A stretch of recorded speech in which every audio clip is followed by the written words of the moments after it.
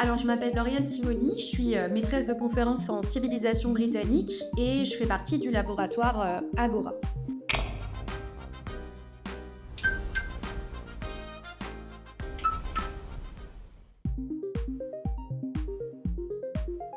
Ça fait plusieurs années déjà que je travaille sur le même objet d'étude, à savoir le soft power britannique ou la diplomatie culturelle britannique plus particulièrement. J'ai fait ma thèse sur le British Council, qui est un peu l'équivalent de notre alliance française, et sur les mécanismes d'influence culturelle que le Royaume-Uni a développés dans des anciennes colonies au-delà de l'indépendance. Voilà, mon cas d'étude pour ma thèse, c'était la Birmanie.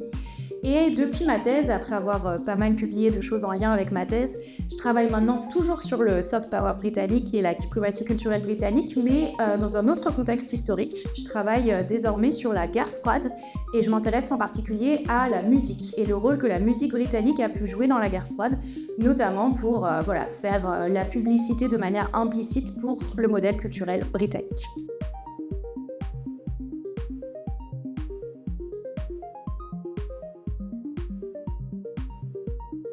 Je fais effectivement aussi partie depuis 2 ans, hein, donc c'est bientôt la fin pour moi, du programme Young Leaders Academy qui dépend de l'Alliance Utopia.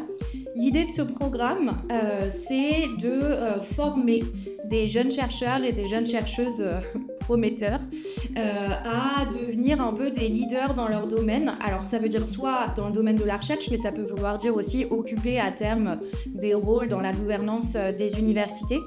Et on est du coup une promo d'une vingtaine de jeunes chercheurs et jeunes chercheuses. On est 2 par université partenaire, donc voilà, on est 2 à Cergy, il y en a 2 pour l'université Nova à Lisbonne, 2 pour Ca' Foscari à Venise, etc. Et on a des sessions où on se retrouve 2 à 3 fois par an, à la fois pour avoir des formations et également l'autre but important du programme, c'est de nous encourager à monter des réseaux, donc à aller rencontrer des partenaires potentiels pour en vue de monter des projets de recherche sur le court moyen terme.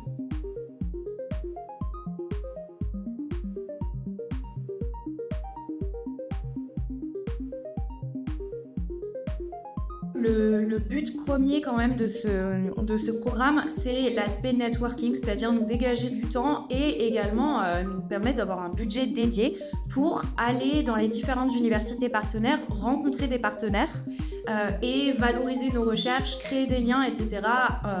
Dans le but ensuite de monter des projets de recherche ensemble.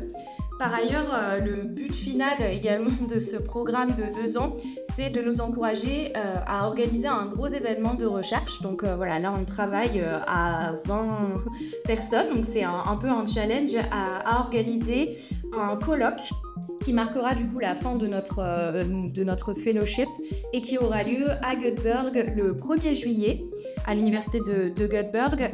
C'est un colloque qui porte sur la notion d'engagement, engagement en anglais, alors ça se traduit pas très bien en français, mais sur la diffusion de la recherche, la communication de la recherche, les transferts entre recherche et monde de l'entreprise, pouvoir public, etc. Et qui nous permettra de discuter en fonction de nos différentes disciplines, également de nos différentes expériences, etc., de comment valoriser au mieux nos recherches auprès du grand public.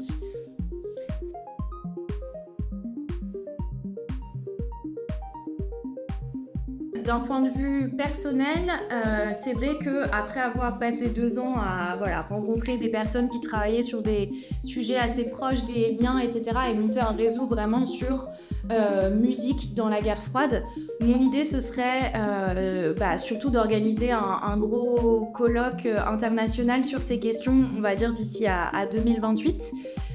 L'idée étant de mettre en lien des personnes qui travaillent sur ces sujets, mais dans différentes aires géographiques ou de points de vue différents, mais en particulier des personnes qui travaillent sur la guerre froide, pas du point de vue des États-Unis ou de l'Union soviétique, mais plutôt des acteurs européens, c'est-à-dire du coup dialoguer avec des personnes qui étudient la musique allemande pendant la guerre froide, la musique française pendant la guerre froide, la musique italienne pendant la guerre froide, etc. Et entrer en dialogue pour peut-être un jour collaborer à un ouvrage collectif. C'est ce qui serait vraiment chouette. Pour ce qui est de l'avenir de la recherche, Moi, je suis historienne. C'est vrai que j'ai été habituée à pas mal travailler un peu toute seule sur mes archives, mais sur le long terme, c'est vrai que là, on nous encourage de plus en plus à travailler, enfin à monter des projets, à travailler en équipe. Du coup, c'est aussi ça que j'ai essayé de faire grâce aux possibilités de la Young Leaders Academy, c'est commencer à monter un réseau de personnes avec qui, sur le moyen terme, je vais pouvoir travailler et rendre aussi la recherche un peu moins solitaire. C'est vrai que c'est chouette d'être intégré à une équipe de recherche et ça correspond aussi davantage aux attendus de la recherche au niveau européen de ces dernières années.